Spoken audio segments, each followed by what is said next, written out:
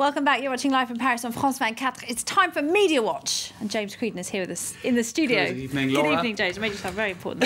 Yes. Now, let's talk about the latest revelations surrounding the Dominique Strauss-Kahn affair, because an investigative journalist with quite a credible record, I should say, has said, he's come out and said he thinks DSK may well have been set up in the whole Diallo affair. Tell us more. That's right. It was the big story this weekend in the French media. It came out on Saturday, then it was, everybody was talking about it on Sunday, and today still lots coming out about it. Let's have a look at where it came out. It was the New York Review of Books, a very prestigious sort of left-leaning website in the US, and he wrote an article. His name is Edward Epstein. He's investigated the JFK killing, lots of other cases. He likes scandals, he likes conspiracy theories, and he's got a very sound reputation as a good investigative journalist. Now, in any case, I suppose the two issues that the French press have picked up on are the BlackBerry. This is all to do, of course, with Dominique Strauss-Kahn's arrest in New York back in May, and the allegations by Nafissatou Diallo that she was sexually assaulted by him. Now, the BlackBerry, that is one of the most incriminating elements in this whole conspiracy theory, if you like, that he was set up, perhaps by those who didn't want him to enter into the presidential race. His BlackBerry was left behind in the hotel. Now, what Epstein does is he goes into serious detail about the timing of what happened. The BlackBerry's GPS system was deactivated 1 hour before Dominique Strauss-Kahn even realised that it had gone missing. He went for dinner, he went for lunch with his daughter after the alleged incident happened at the Sofitel. It was only at the end of that lunch that he got on to his daughter and said, "Hey, my phone is missing. Can you go back to the restaurant where we were eating and check?" Well, 1 hour previously, it had been deactivated. There was some footage, wasn't there, of her looking under the table That's as well. Right, that's right. His daughter searched in the restaurant, couldn't find it. Well, it had already been tampered with in some way, shape or form 1 hour previously. So that's the element really that the French press have really picked up on and said this is somewhat fishy. Why was there never any trace of this BlackBerry device afterwards? Of course, this same BlackBerry device, that very morning, he had got wind, or he had got news that it might have been tampered with or indeed hacked by the French UMP party. So one of his allies who worked for the UMP party says. So this is one of the areas that has been generating an awful lot of debate. Also, a so-called video that supposedly showed two security staff working at the hotel doing a quote-unquote celebratory dance for 3 minutes. They're doing some high fives, weren't they? Absolutely. The hotel has come out and said, well, it was 8 seconds, not 3 minutes.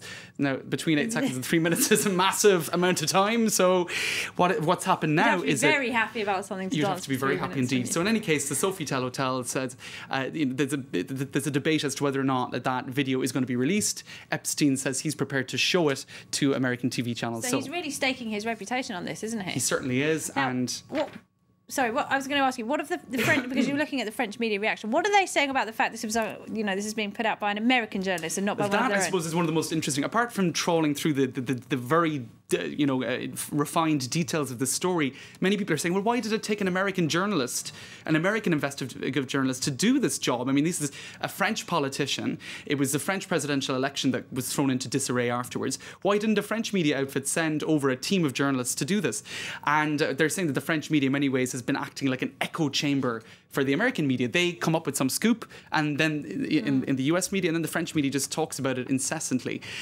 Well, the answer that the Express magazine has come up with is very simple: money, money, money. It's like that ABBA song, I suppose. It all comes down to money. Basically, the French media don't have enough money to send teams over to do the fine-tooth comb job required to investigate these grey zones that exist in the Dominique Strauss-Kahn. Well, that's what he says. That's his opinion. This is Renaud Raval. He's the media editor in Express. Doesn't have enough money. That they don't want to invest enough money in any case. Well, there is a debt crisis going on. Yes, remember. Exactly. Now, staying with that story, because another woman who alleged she was assaulted by Dominique Strauss-Kahn is, of course, Tristan Banon.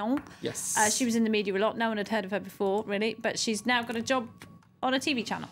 That's right. This is particularly weird. Here, there's a photo of her here also on the Express website. Now, first of all, she could end up being a witness in the New York case. They're saying that again, that now that her case against Dominique Strauss-Kahn has been dismissed, she might now become a witness for in the civil suit in New York.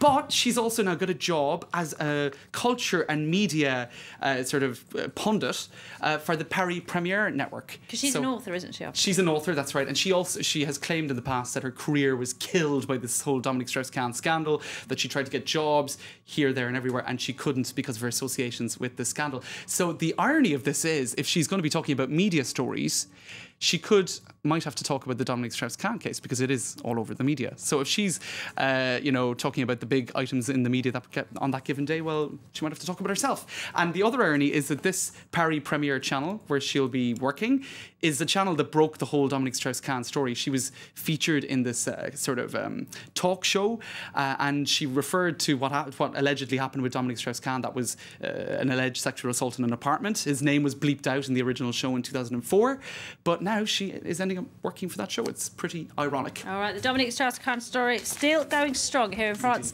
James Creedon, many thanks indeed. Now we're going to find out what else is going on in the world of web news and media. Here's today's web news.